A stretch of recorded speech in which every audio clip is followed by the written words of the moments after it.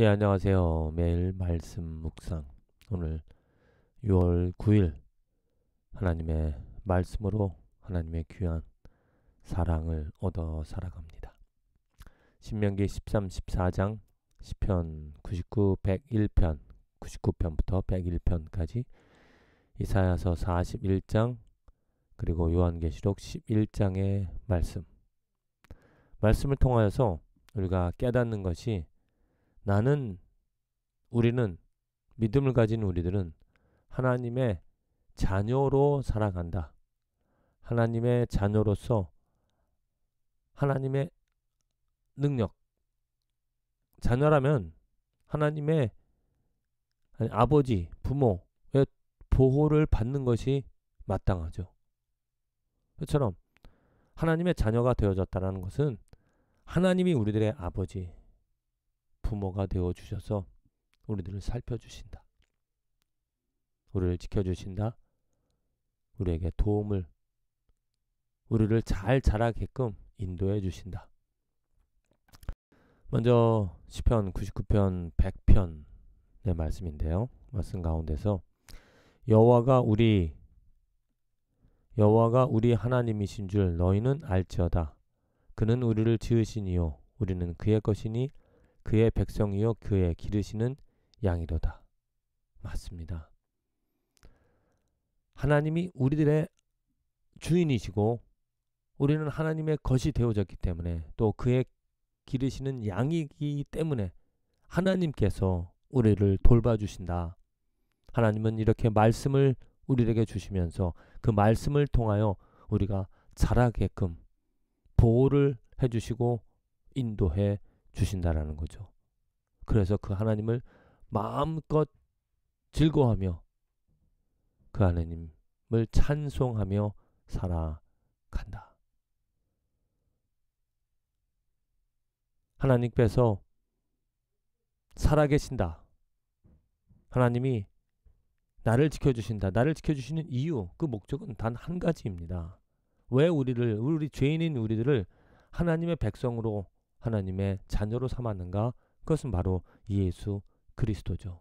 예수의 피 때문에, 예수의 십자가 때문에 우리에게 죄사함 받을 수 있는, 하나님의 자녀 되어줄 수 있는 기회를 주셨고, 우리는 그 예수 복음을 들음으로 시인하고 예수가 나의 구세주라는 것을 인정함으로 하나님께서 그 믿음을 의로 여기시며 하나님의 자녀 삼아 주셔서 이제는 하나님의 저주가 아닌 하나님의 사랑을, 자비를 얻어 살아가게 해 주십니다. 신명기 13, 14장입니다. 그 모세가 이스라엘 백성들에게 이제 너희들이 그 가나안 땅에 들어가서 해야 될 일들, 하나님의 은혜를 얻어, 하나님의 보호를 얻어 가나안 땅에 들어가서 너희들이 해야 될 일이 무엇인가를 분명히 말합니다. 내가 만일 네 하나님 여호와의 말씀을 듣고 오늘 내가 내게 명하는 그 모든 명령을 지켜 내 하나님 여호와의 목전에서 정직하게 행하면 이같이 되리라. 하나님께서 너희들을 지켜주시고 너희들을 보호해 주실 것인데, 어떻게? 하나님의 말씀을 듣고 그것을 지켜 행하면 하나님이 너희들을 보호해 주시고 인도해 주신다라는 거죠. 그렇습니다. 자녀가 부모의 말씀을 듣고 순종하고 잘하면 부모는 기뻐하며 부모는 그들을 더욱더 축복해주는, 더욱더 좋은 것을 주는, 베풀어주는 그런 부모의 마음. 저도 아이를 키우는 부모로서 아이들이 말씀 잘 듣고 또 잘 따르면 그렇게 이쁩니다. 말을 잘 안 들어도 이쁘긴 한데 속상하죠. 속상한 것이 있습니다. 하나님께서 우리를 자녀 삼으셔서 우리들에게 먼저는 하나님의 말씀, 하나님이 무엇을 원하는지, 부모로서, 아버지로서 자녀들이 잘 자라가게끔 바른 길을 보여주시고 또 말씀을 듣게 하시며 그 말씀으로 우리를 축복해 주시고자 하십니다. 그럼 자녀된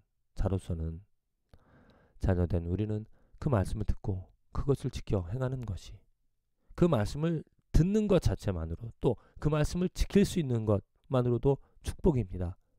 그것에 더하여서 하나님께서 우리의 삶의 발걸음을 인도해 주신다. 이사야서 41장입니다. 이사야서 41장.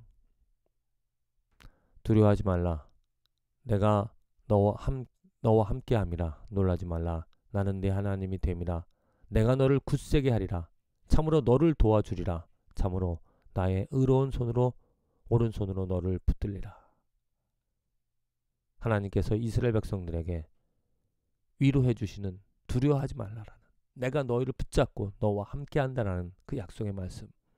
이것은 오늘 예수 그리스도를 믿는 자, 예수 그리스도를 알고 예수 그리스도를 사랑하며 살아가는 자에게 또한 주시는 말씀인 줄로 믿습니다. 하나님이 함께 하시고 우리가 어디 가든지 무엇을 하든지 하나님께서 예수를 통하여서 하나님의 동행하심, 하나님이 도와주시는, 하나님이 붙들어 주시는 그 은혜와 그 친밀함을 분명히 우리는 경험하며 살아가게 되어지는 줄로 믿습니다. 이사야서 11장입니다. 이후에 일어날 일들에 대해서 요한이 그 환상을 보고 계속 우리에게 말씀을 전하고 있는데, 분명하게 두 가지로 나눠진다라는 거죠. 이제 두 증인에 대해서 이야기를 하는데, 그 두 증인을 통하여서 하나님께서 하시는 일들 나타나 있고, 특별히 일곱째 천사 두 증인에 이어서 일곱째 천사가 나팔을 불매 하늘에 큰 음성들이 나서 이르되 세상 나라가 우리 주와 그의 그리스도의 나라가 되어 그가 세세토록 왕노릇 하시리로다 하니, 하나님 앞에서 자기 보좌에 앉아있던 24장로가 엎드려 얼굴을 땅에 대고 하나님께 경배하여 이르되 감사하옵나니 옛적에도 계셨고 지금도 계신 주 하나님 곧 전능하신 이여 친히 그 큰 권능을 잡으시고 왕노릇 하시도다. 예, 이제 일곱째 그 천사 마지막 나팔 소리가 나며 이제 하나님께서 우리 주와 그의 그리스도의 나라가 되어 세세토록 왕노릇 하시리로다 하는 음성이 들립니다. 그리고 이제 장로들이 얼굴을 땅에 대고 하나님께 경배한다. 참 놀라운 일입니다. 그런데 이 놀라운 일이 일어나는 이 상황 속에서 하늘에서는 그렇게 하나님을 경배하는 일들이, 하나님 나라가 되어졌다는 선포함이 있어서 하나님을 경배하는 일이 있지만은, 이 땅에서는 여전히 많은 사람들이 고통 가운데 하나님의 화를 당하며 살아간다. 오늘 우리에게 이 말씀이 주어지는 이유는 이 화를 피할 수 있는 기회가 있다라는 겁니다. 지금도 하나님의 화는 이 땅에 우리들 가운데 있다라는 거죠. 그 화를 어떻게 피할 것인가? 물론 이후에 요한계시록에 나타나는 그 화는 정말 육체적으로 눈에 보여지는 그런 화가 임할 것이지만, 지금 영적인 그런 화, 죄 가운데 있고 죄인 줄 알면서 아니면 죄인 줄 모르면서도 행하는 죄 가운데 있는 백성들 가운데는 고통과 또 하나님의 저주, 하나님의 화가 있지만, 예수 그리스도를 믿고 예수 그리스도로 인하여 하나님의 자녀된 삶에는 하나님의 하나님의 사랑이 넘쳐난다. 어떻게 할 수가 있겠습니까? 내 삶에 화가 있는 것인지 내 삶에 하나님의 의가 있는 것인지, 그 분명한 증거는 우리가 내 삶에 예배가 있느냐 없느냐를 통하여 알 수가 있을 것입니다. 예배가 가득한 그 삶에는 하나님의 의가 넘쳐나는, 하나님의 의가 있기 때문에 예배가 있다는 거죠. 하나님의 화가 있는 곳에는 예배가 없습니다. 부디 저와 여러분들의 삶에서